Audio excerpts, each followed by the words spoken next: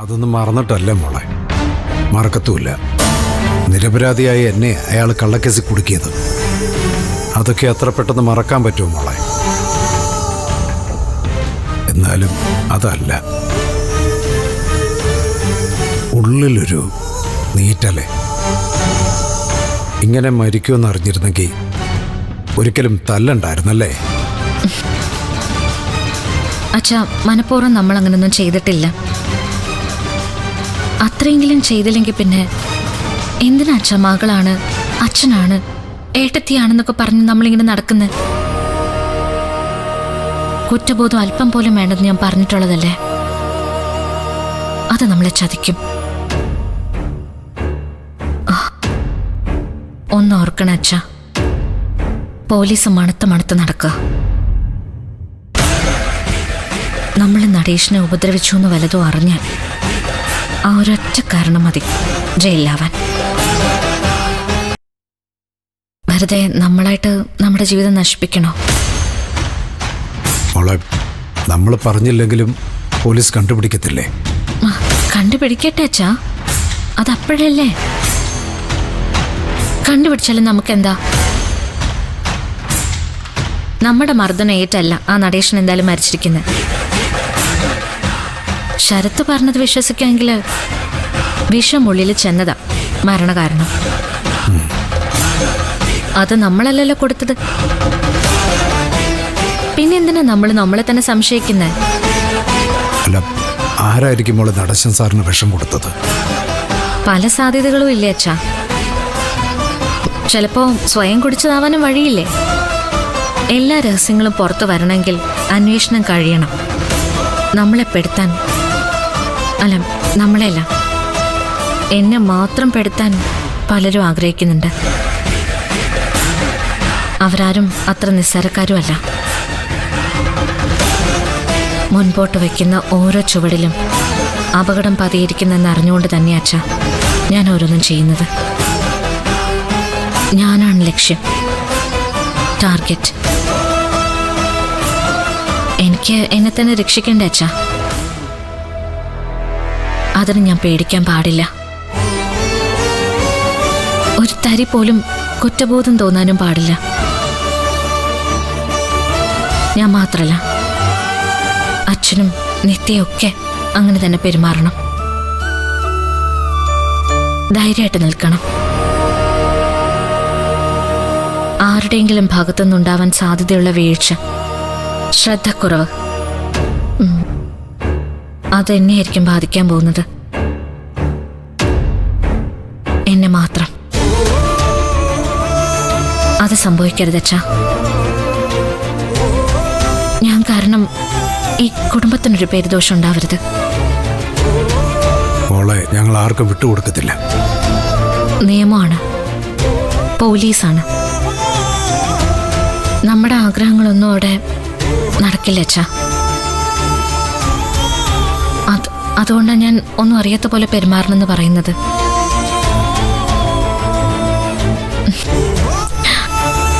അച്ഛൻ റെഡിയാവ്. നമുക്ക് എത്രയും പെട്ടെന്ന് നടേശന്റെ വീട്ടിലെത്തണം. ഞാനും ഒന്ന് ഫ്രഷ് ആയിട്ട് വരാം.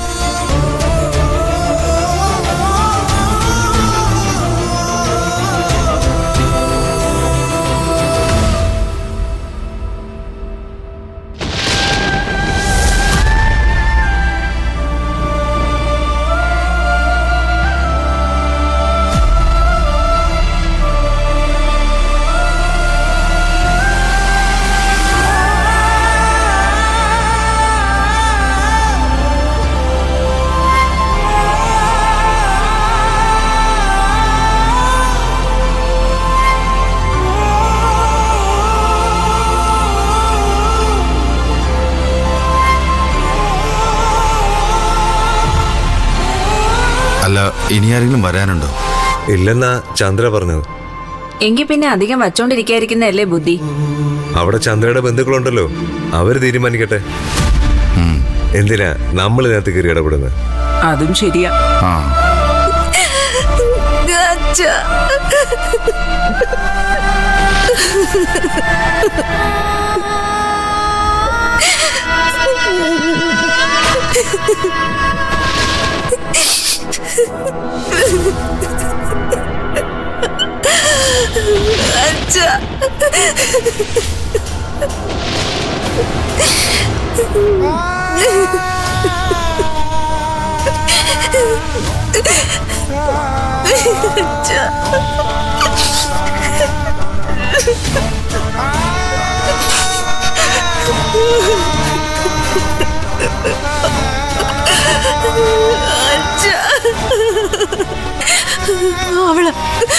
അവളെ എന്റെ അച്ഛനെ കൊന്നത്.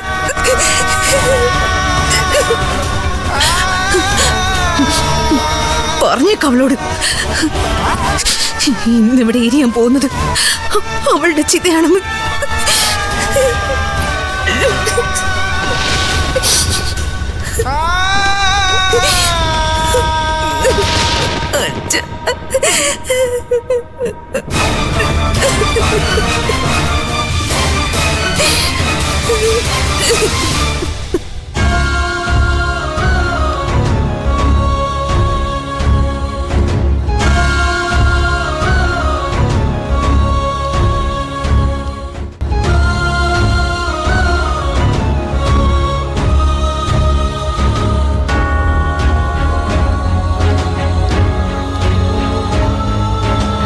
ചെയ്തതാരായാലും വല്ലാത്തൊരു ചെയ്തായിപ്പോയി അല്ലേ?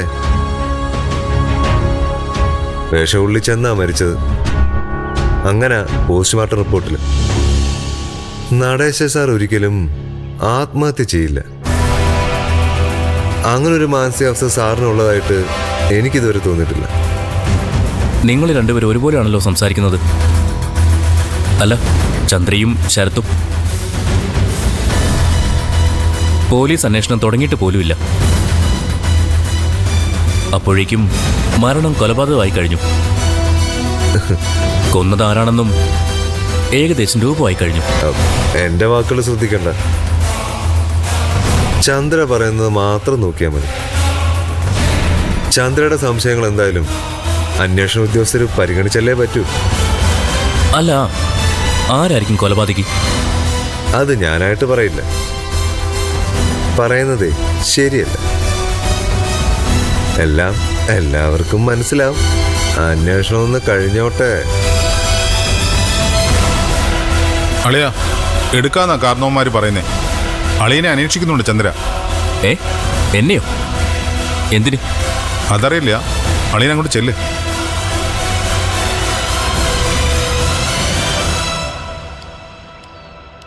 കൊന്നത് തന്നെ, അതിലൊരു സംശയവും വേണ്ട.